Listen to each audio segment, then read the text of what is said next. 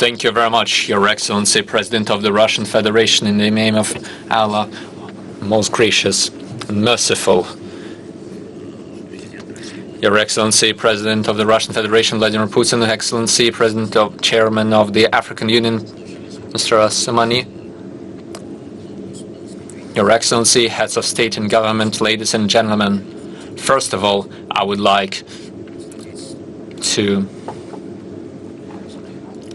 express my gratitude to the President of the Russian Federation, Vladimir Putin, for the warm hospitality and the great organization of the second Russia-Africa Summit.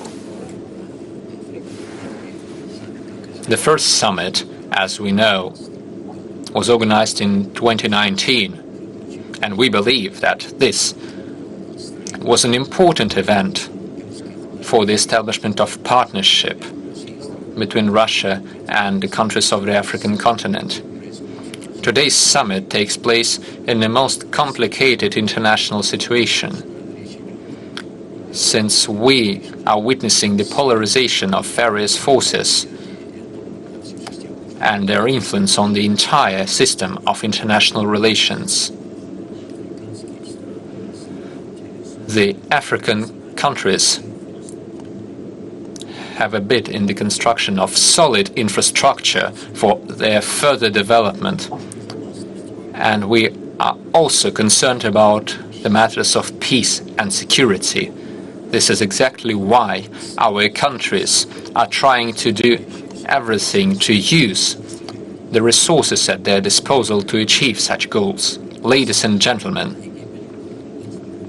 Egypt has always pioneered initiatives in these areas. Peace between the strong powers shall be based on the principles of justice. This has always been our strategic choice. We firmly believe that strength is in truth and in logic, and not the other way around.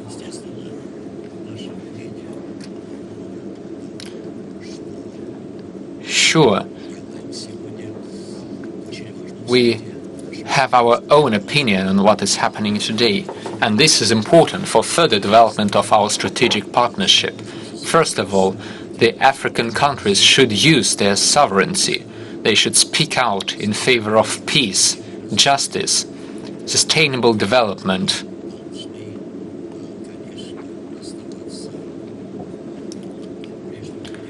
We shall always adhere to the same position regarding all the complicated issues that we are facing today within the United Nations, including the matters of peaceful settlement of the existing crisis. We should also carefully consider the reasons and the origins of the conflicts and their influence on peace and security. We also need to closely consider the issues related to the impact of international sanctions on one country or another. We should take into account the goals of development of African countries in light of the challenges that these countries face. We should take into account the issues of food security, growing food prices. That is why we need to swiftly find a solution to food supplies issue, supplies to developing countries, and we need to bear in mind all the relevant issues. Naturally, we need to build consensus on the grain deal, and we need to take into account the needs of all the countries,